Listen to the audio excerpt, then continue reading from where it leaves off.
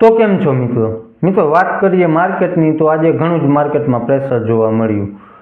કારણ કે સવારમાં જોઈએ તો માર્કેટ ઓપન થયું ત્યારે ઘણું ગેપ ડાઉન ઓપન થયું, ત્યાર પછી આપણને થોડી રિકવરી પણ જોવા મળી. માત્ર તેનું કારણ શું હતું? તો કે ડોનાલ્ડ ટ્રમ્પે જે કેનેડા, મેક્સિકો અને ચીન ઉપર જે આ ટેરિફ લગાવ્યા છે તેના કારણે આ ગ્લોબલ માર્કેટમાં પણ આવું બધું પ્રેશર જોવા મળ્યું હતું. આપણે ઇન્ડિયામાં તો થોડું ઓછું જોવા મળ્યું, બાકી બહારની બજારો તમે જુઓ તો ઘણી ડાઉન જોવા મળી હતી. 2%, 1.5%, 1% જેવી બજારો ડાઉન થઈ ગઈ હતી. આપણે તો અહીંયા 0.5%ની આસપાસ જોવા મળ્યું ડાઉન, એટલે કે એક સારી વાત કહેવાય બીજા કરતાં આપણે. કારણ કે હજી ઇન્ડિયા ઉપર આ ટેરિફ લગાવવામાં નથી આવ્યું, પણ જો લાગશે તો ઘણી ગંભીર પરિસ્થિતિ જોવા મળી શકે છે. બાકી હજી સુધી તો કોઈ વાત નથી થઈ ટેરિફ લગાવવાની ઇન્ડિયા ઉપર.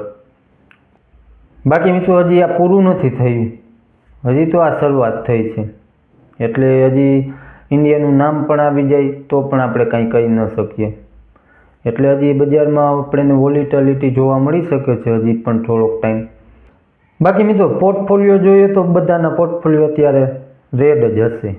કારણ કે ઘણાને ઉમ્મીદ હતી કે બજેટમાં સારું જોવા મળે, કંઈક રિકવરી થાય તો સારું, પણ તેવું ન જોવા મળ્યું. અત્યારે પણ પોર્ટફોલિયો બધાના રેડ જ છે.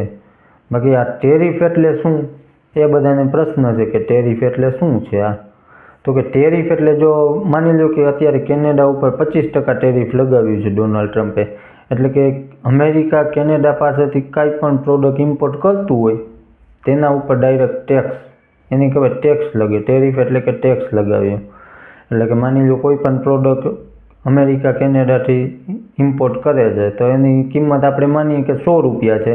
હવે આ 25% ટેરિફ લાગ્યા પછી એની કિંમત થઈ જાય ₹125. એટલે કે ઇમ્પોર્ટ અમેરિકામાં થયું તો અમેરિકામાં બધે જ પ્રોડક્ટના ભાવ વધી જાય.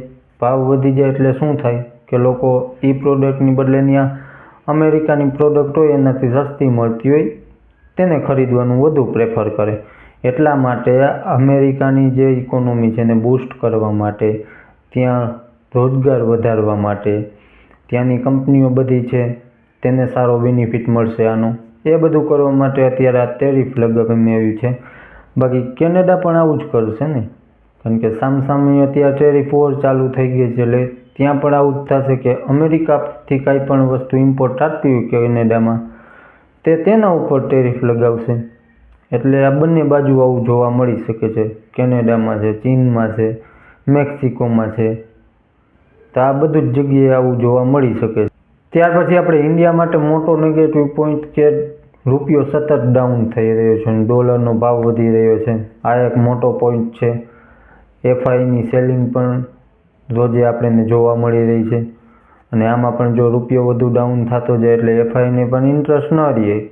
બાકી મિત્રો ઇન્ડિયા ઉપર આવે તો હજી આપણે ઇકોનોમી ઉપર આની ઘણી ખરાબ અસર જોવા મળી શકે છે. ત્યાર પછી મોટી અસર આપણને સ્ટોક માર્કેટ ઉપર જોવા મળી શકે છે. તો મિત્રો આ હતી આપણી આજની અપડેટ. વિડીયો સારો લાગ્યો હોય તો એક લાઇક કરી દેજો, ચેનલમાં નવા હોય તો સબસ્ક્રાઈબ કરી દેજો. બાકી મળશું નેક્સ્ટ વિડીયોમાં.